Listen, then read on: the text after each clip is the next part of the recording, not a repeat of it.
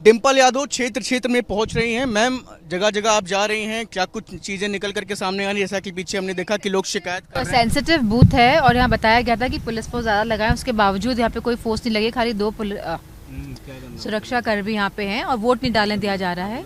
हमारी डीएम साहब से बात हुई है, अभी यहाँ भेज के यहाँ पे वोटिंग ढंग से कराएंगे और जो ये बूथ कैप्चरिंग कर रहे थे यहाँ पे लोग, उनको भगाएंगे। लोग शिकायत कर रहे हैं कि जो लोग का वोटिंग के जो तमाम जो पैमाने वो पूरे भी हैं, उसके बूथ बावजूद में आ रही है दिक्कत और कहलवा दिया गया है। अब हम सुनिश्चित करेंगे कि यहाँ पूरा वोट बढ़ जाए। आप क्या लगभग सभी जगहों पर जा रही हैं, अलग अलग क्षेत्र? हाँ, जहाँ जहाँ से रिपोर्टिंग आ रही है हम कोशिश कर रहे हैं वहाँ तक पहुँचने की।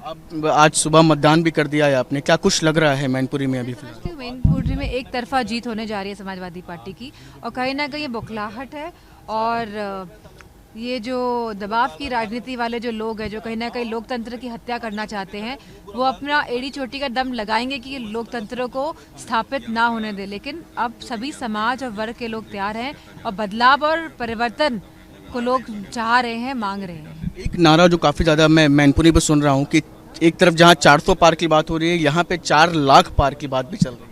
मैं समझती हूँ तो लोगों का प्यार, समर्थन और साथ मिल रहा है, और मैं समझती हूँ कि कहीं ना कहीं मैनपुरी के लोग जानते हैं कि सकारात्मक राजनीति कैसी होती है, विकास की राजनीति कैसी होती है, और सुविधा जनता तक पहुँचाने की राजनीति कैसी होती है। और इसी पैमाने में, बड़े पैमाने में लोग निकल के बाहर आके वोट डाल रहे हैं। लेकिन कहीं कहीं पे जहाँ दिक्कतें आ रही है, मैं समझती हूँ कि ये प्रशासन को सुनिश्चित करना चाहिए कि लोकतंत्र ही माध्यम रहे जिससे देश चले आगे। सेंसिटिव बूथ है और यहाँ बताया गया था कि पुलिस फोर्स ज़्यादा लगाए, उसके बावजूद यहाँ पे कोई फोर्स नहीं लगी, खाली 2 सुरक्षा कर्मी यहाँ पे हैं और वोट नहीं डालने दिया जा रहा है।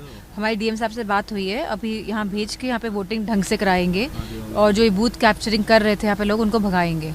लोग शिकायत कर रहे हैं कि जो लोग का वोटिंग के जो तमाम जो पैमाने वो पूरे भी हैं, उसके बावजूद बूथ में आ रही है दिक्कत और कहलवा दिया गया है। अब हम सुनिश्चित करेंगे कि यहाँ पूरा वोट बढ़ जाए। आप क्या लगभग सभी जगहों पर जा रही हैं, अलग अलग क्षेत्र? हाँ, जहाँ जहाँ से रिपोर्टिंग आ रही है हम कोशिश कर रहे हैं वहाँ तक पहुँचने की। अब आज सुबह मतदान भी कर दिया है आपने, क्या कुछ लग रहा है मैनपुरी में अभी फिलहाल? मैनपुरी में एक तरफा जीत होने जा रही है समाजवादी पार्टी की, और कहीं ना कहीं ये बौखलाहट है और ये जो दबाव की राजनीति वाले जो लोग हैं, जो कहीं ना कहीं लोकतंत्र की हत्या करना चाहते हैं, वो अपना एड़ी चोटी का दम लगाएंगे कि लोकतंत्र को स्थापित ना होने दे। लेकिन अब सभी समाज और वर्ग के लोग तैयार हैं और बदलाव और परिवर्तन को लोग चाह रहे हैं, मांग रहे हैं। एक नारा जो काफ़ी ज़्यादा मैं मैनपुरी पर सुन रहा हूँ कि एक तरफ जहाँ 400 पार की बात हो रही है, यहाँ पे 4 लाख पार की बात भी चल रही है।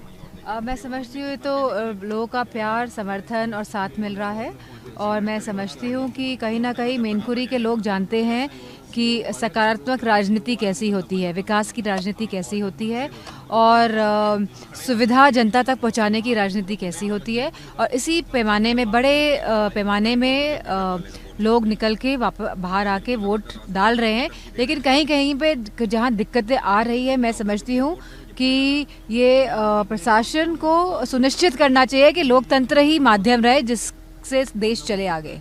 और क्या लग रहा है आपको कि चौथा? Thank you. तो बिल्कुल आप देख सकते हैं कि डिम्पल यादव हमारे साथ थी और इन्होंने साफ तौर पर बताया कि जहाँ जहाँ पर भी गड़बड़ियाँ निकल कर के सामने आ रही है, वहाँ पर वो खुद पहुँच भी रही हैं। यहाँ पर जो शिकायत आई है उस बारे में भी जो तमाम जिला अधिकारी हैं उनको संज्ञान में लाया है। उनका साफ तौर पर कहना है कि इस बार भी प्रचंड बहुमत मिलने की उम्मीद मैनपुरी से जताई है।